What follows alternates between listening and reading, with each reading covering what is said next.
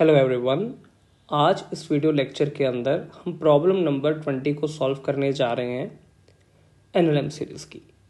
बेटे ये क्वेश्चन आया है कंस्ट्रेंट मोशन के ऊपर। आप सभी से रिक्वेस्ट है तकरीबन 10 सेकंड देकर ये क्वेश्चन अच्छे से रीड करो। आई होप बेटे क्वेश्चन सभी ने रीड किया होगा। अब क्वेश्चन कहना क्या चाह रहा है, हमारे पास एक रॉड ए बी है, ठीक है, और ये जो ए बी रॉड आई है ना, रिंग इसके ऊपर कनेक्टेड है। बट ये जो रिंग है it is passing through wire C D. ये वायर इसके साथ तो फिक्स है लेकिन यहाँ सी डी में से पास कर रही है। अब क्वेश्चन आया किसी इंस्टेंट पे ए बी की एंगुलर वेलोसिटी 1 रेडियन पर सेकेंड थी, तो जब इसकी 1 रेडियन पर सेकेंड है तो अब सी डी की एंगुलर वेलोसिटी ओमेगा बताओ कितनी आएगी। बेटे ये जो क्वेश्चन है ना, ये बिल्कुल वेज कंस्ट्रेंट की तरह, आपने I hope wedge constraint definitely पढ़ा होगा। देख बेटे ये हमारे पास एक ऊपर वाला वेज आ गया, ये नीचे वाला आ गया। आपको अगर याद हो हम बोलते थे along normal velocity should remain the same, तो बिल्कुल वैसे ही कंसेप्ट है। आप देखो आपको बस एंगल अच्छे से बनाने आने चाहिए। अगर ए बी की बात करें ना, इसके परपेंडिकुलर अगर मैं ड्रॉ करूं, ये आ गया कुछ ऐसे, ठीक है। अब बेटे ये जो पॉइंट ऑफ कांटेक्ट है ना, इसकी रफ्तार दोनों के लिए सेम होनी चाहिए। अब सी डी के लिए पॉइंट ऑफ कांटेक्ट की रफ्तार ऐसे की तरफ आती, normal to the C D. और शायद अगर ये दूरी एल ले ले, ये भी एल आएगा क्योंकि बता रखा है ए सी और सी बी की लेंथ बराबर है, तो ये शायद मेरे हिसाब से एल ओमेगा आती, सर्कल में जाता ना। और बेटे अगर आप थोड़ा सा ध्यान दो ना, देखो angle between two lines is angle between their normals, तो आप समझो यहाँ वर्टिकल ड्रॉ कर रहा हूं, तो ये जो टोटल एंगल आया आप चेक करके देखना, शायद मेरे हिसाब से ये 60 डिग्री आएगा, ठीक है।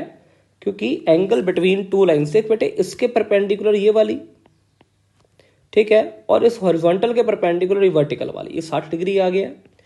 अब उसी तरह चलो मैं यहाँ बना के भी दिखाता हूं। ये मान ले हमारे पास सी डी वाली वायर आ गई, सी डी के परपेंडिकुलर मैंने ड्रॉ किया ऐसे, और इसकी वैल्यू लिख दी बेटे मैंने एल ओमेगा, और ये जो एंगल आ रहा है ना, इसको मैंने 60 डिग्री दिया है। अब अगली चीज बेटे यहां पे हमारे पास ये ए बी वाला आप देख पा रहे हो, ये ए बी के चलते जो रफ्तार आएगी उसको सोचना कैसे लिखें। ये जो ए बी वाली आई है ना, इसको मैंने ऐसे लिखा हुआ है, देखो ध्यान से ऐसे, ठीक है। और again angle between two lines is angle between their normal, तो मेरे हिसाब से अगर मैं यहां ड्रॉ कर दूं ना, ए बी वाली के चलते जो रिंग की वेलोसिटी है वो कुछ ऐसे आती, ये एंगल 30 आता, ठीक है। तो ये भी कितना आएगा 30।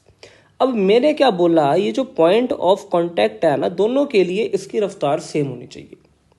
और अगर सेम होगी, मैं पता है क्या कहूंगा, आप समझो, ये तो L omega point of contact की रफ्तार आ गई। अब इसके चलते जो रफ्तार आएगी ये बेसिकली इसका कॉस कंपोनेंट आएगा।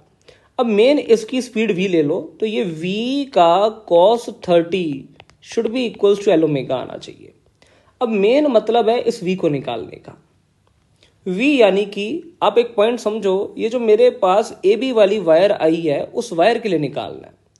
अब सबसे ज्यादा जरूरी ये बात है, इस ए बी की लेंथ कितनी आएगी। लेंथ कैसे निकालने, देखो यहां से एक परपेंडिकुलर ड्रॉ कर दो, ठीक है। ये अगर l आया है ना, ये l cos 30 आएगा, और शायद ये वाला और ये वाला ट्रायंगल कॉन्ग्रुएंट आ गई, तो टोटल लेंथ मेरे हिसाब से 12 cos 30 आ गई। और अगर मेरा बेटा मैं v की बात करूं, ये मेरे हिसाब से r ओमेगा आएगी, r की जगह 2l cos 30, ओमेगा इन्होंने 1 दिया होगा तो ये आ गया 12 cos 30। तो v की वैल्यू डाल रहा हूं बेटे 2l cos 30 तो इंटू √3/2 यानी कि 3/4 आ गया।